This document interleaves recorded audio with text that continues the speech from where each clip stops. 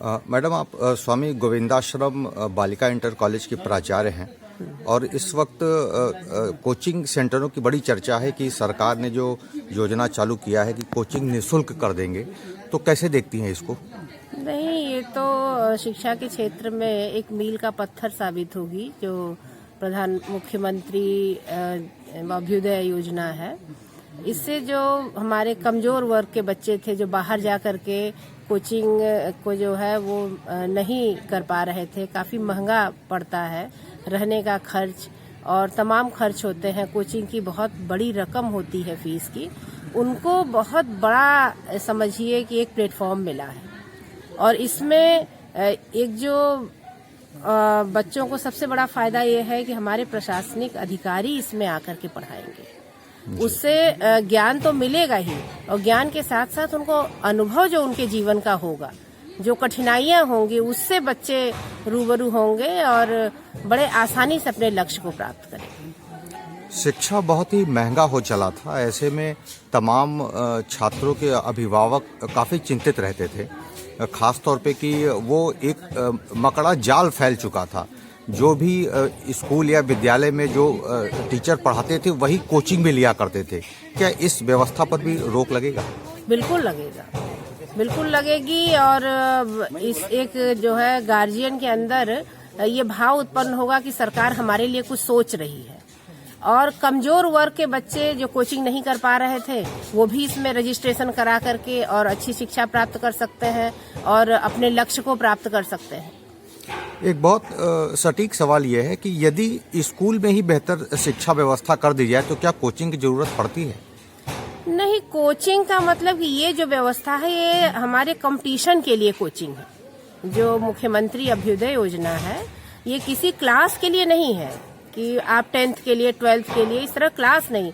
आपको जो प्रशासनिक सेवाओं में जाना है, आपको नीट क्वालिफाई करना है, तो इसके लिए विशेष प्रशिक्षण की आवश्यकता पड़ती है क्योंकि उसका स्तर थोड़ा ऊंचा होता है। तो यह व्यवस्था यदि हमारे प्राइवेट संस्थान देते हैं तो वो अपने शिक्षकों को जो है पैसा देना पड़ता है, उनको इंफ्रास्ट्रक्चर उनको देना पड़ता है, बाकी सारी सुविधाएं देनी पड़ती हैं, तो इसके एवज में वो अपनी फीस लेते हैं। लेकिन यदि ये काम सरकार कर रही है और सरकार ने ये कहा है कि इसमें हमारे प्रशासनिक अधिकारी भी आकर के पढ़ाएंगे, हाँ, और उनको देखा जाएगा कि कौन अच्छा कार्य इसमें कर रहा है, तो यदि वो लोग इसमें पढ़ाते हैं तो इससे भार कम पड़ेगा। और जो इंफ्रास्ट्रक्चर है वो कॉलेज की बिल्डिंग ले रही है सरकार, तो वो भी भार कम पड़ेगा। तो इसमें जो है वो बच्चों के ऊपर जो कुल मिला के सारा भार बच्चों पे आता था, तो वो भार बच्चों पे कम होगा। अच्छा, अब एक कंपटीशन का जो माहौल तैयार होगा बच्चों में, अब तो सबको बराबर का एक तरीके से शिक्षा का अधिकार यूँ कह लीजिए कि हर बच्चा अब कोचिंग के माध्यम से बेहतर जो है वो परिणाम ला सकता है। तो इससे क्या देखती हैं, भविष्य में क्या देखती हैं कि जो तमाम कोचिंग सेंटर संचालित होते थे, क्या उस व्यवसाय पे कुछ फर्क पड़ेगा? बिल्कुल बिल्कुल, बहुत फर्क पड़ेगा, बहुत ज्यादा फर्क पड़ेगा। और ये समझ लीजिए कि जो लोगों का जीवन इसी पर था, कोचिंग पे महंगी महंगी फीस लेकर के लोग चला रहे थे, अब वो डाउन होगा, वो नीचे जाएगा। और जब आप 1 साल 2 साल 3 साल के बाद देखेंगे कि इन संस्थानों में जो सरकार द्वारा अभ्युदय योजना चलाई गई है, इस योजना में पढ़ करके बच्चे जब कंपटीशन निकालेंगे तो एक सरकार के प्रति विश्वास भी लोगों का बहुत ज्यादा बढ़ेगा।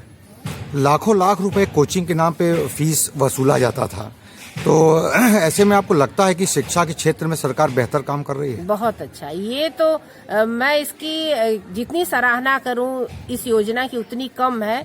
जब से मैंने इस योजना के विषय में सुना है, मुझे लगता है कि सरकार की जो तमाम योजनाएं चल रही हैं, जो भविष्य भारत का बनाना चाहती है सरकार, युवाओं का बोलते हैं कि युवा बहुत अधिक हैं और एक उज्जवल भविष्य सरकार उनको देना चाहती है, तो उस जो सोच है सरकार की, उसके लिए ये बहुत बड़ा कदम है।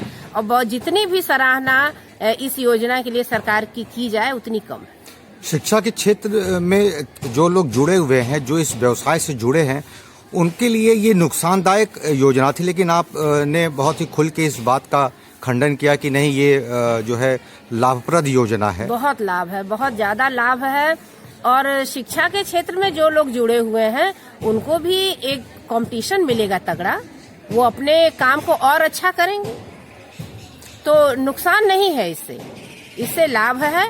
और कोई भी योजना यदि वो राष्ट्र हित में है तो हमें उसका स्वागत करना चाहिए।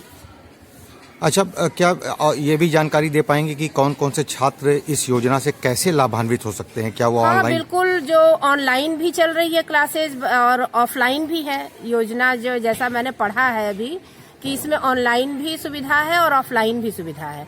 तो इसमें नीट के लिए बच्चे जा सकते हैं, यूपीपीएससी के लिए, यूपीएससी के लिए और अदर जो कंपटीशन है उसमें यदि बच्चे अपना आजमाना चाहते हैं अपने आप को, तो उनके लिए बहुत बड़ा प्लेटफॉर्म मिला हुआ है। जनपद मिर्जापुर के छात्र छात्राओं को क्या संदेश देना चाहेंगी?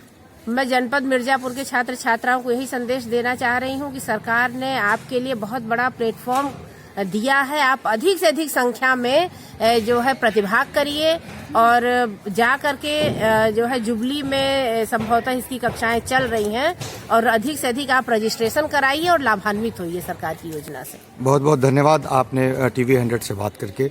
मैं वीरेंद्र गुप्ता फिर आपको एक नई शख्सियत से भेंट कराऊंगा। मिर्जापुर से वीरेंद्र गुप्ता।